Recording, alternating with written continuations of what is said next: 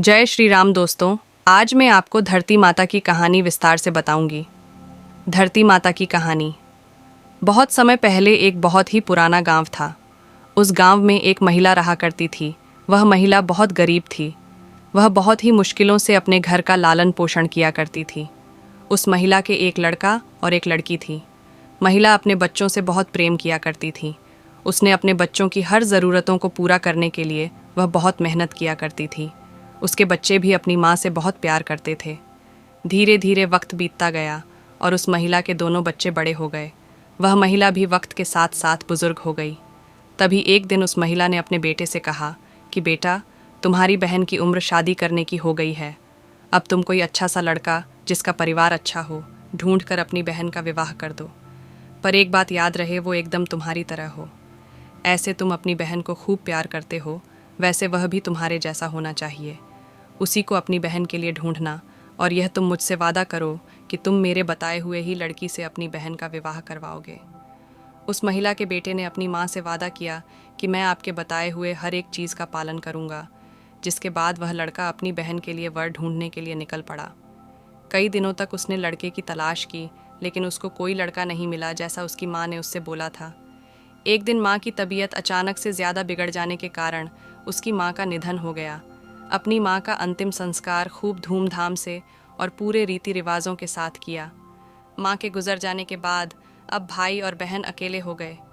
भाई पर अपनी बहन की शादी करने की पूरी जिम्मेदारी आ गई और उसने अपनी माँ को भी वचन दिया था, माँ के बताए हुए ही लड़के से शादी करवाएंगे। इसके बाद में एक बार फिर से अपनी बहन के लिए अच्छा सा रिश्ता ढूंढने के लिए निकल पड़ता है और कई दिनों तक इधर उधर भटकने के बाद भी उसको अपनी माँ के बताए एक भी गुण का लड़का नहीं मिलता है। इसके बाद वह लड़का हार मानकर अपने घर चला आता है और दुखी हो जाता है कि मैंने माँ को वचन दिया है और मैं उस वचन को पूरा नहीं कर पा रहा हूँ। जिसके बाद वह एक कमरे में जाकर अकेले बैठ जाता है। तभी अचानक से उसके मन में एक ख्याल आता है कि क्यों ना मैं ही अपनी बहन से शादी कर लूँ, क्योंकि माँ ने बोला था मेरे जैसा लड़का ही होना चाहिए जो अपनी पत्नी से बहुत प्रेम करे, जिससे माँ को दिया हुआ वचन भी पूरा हो पाएगा और बहन की शादी भी हो जाएगी। जिसके बाद वह लड़का अपनी बहन के साथ शादी करने के लिए बाजार जाकर शादी की सारी सामग्री, चुनरी और बहुत सारी शादी में योग्य होने वाली सारी वस्तुएं ले आता है। जिसको देखकर उसकी बहन उससे पूछती है कि भैया, ये सब क्या है और तुम ये किसकी शादी का सामान लेकर आए हो। उसका भाई वहां से बिना कुछ बोले चला जाता है। तभी उसकी बहन किसी काम से बाहर निकलती है। तभी गांव में रहने वाले कुछ लोग उसको बताते हैं कि तुम्हारा भाई खुद तुमसे शादी करने के लिए शादी की व्यवस्था कर रहा है। जैसे ही उसकी बहन को यह बात पता लगती है, मेरा भाई मेरी शादी करने जा रहा है, तो उसके पैरों तले ज़मीन खिसक जाती है। जिसके बाद उसकी बहन तुरंत भागकर अपने भाई के पास जाती है और इस बात को अपने भाई से पूछती है कि बाहर जो सभी लोग बात कर रहे हैं वह सच है। अपनी बहन के पूछने पर भी उसका भाई कोई उत्तर नहीं देता है। अपने भाई की चुप्पी को देखकर वह समझ जाती है कि यह मेरे साथ ही शादी करने की योजना बना रहा है। उसकी बहन एक लोटे में जल, चुनरी और चप्पल लेकर जंगल की ओर भाग जाती है। तभी वहाँ पर कुछ गाय चराने वाले व्यक्ति मिलते हैं जो उसकी बहन से पूछते हैं कि बेटा, तुम कहाँ जा रही हो।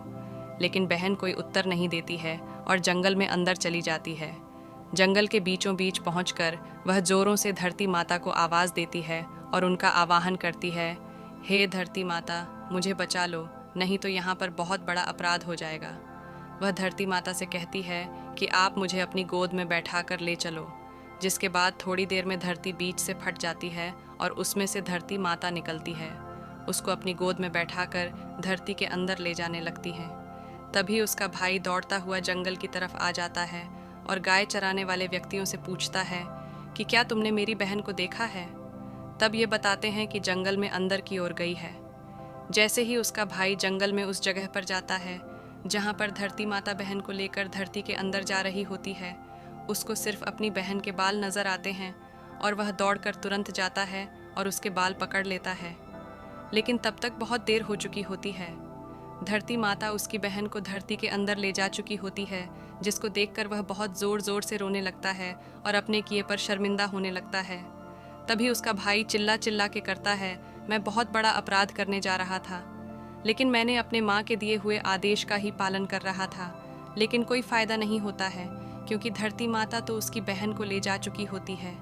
वह अपना सिर पीटता रह जाता है और तभी से ही सभी औरतें धरती माता की पूजा करना शुरू कर देती हैं और उनकी कहानी सुनती हैं।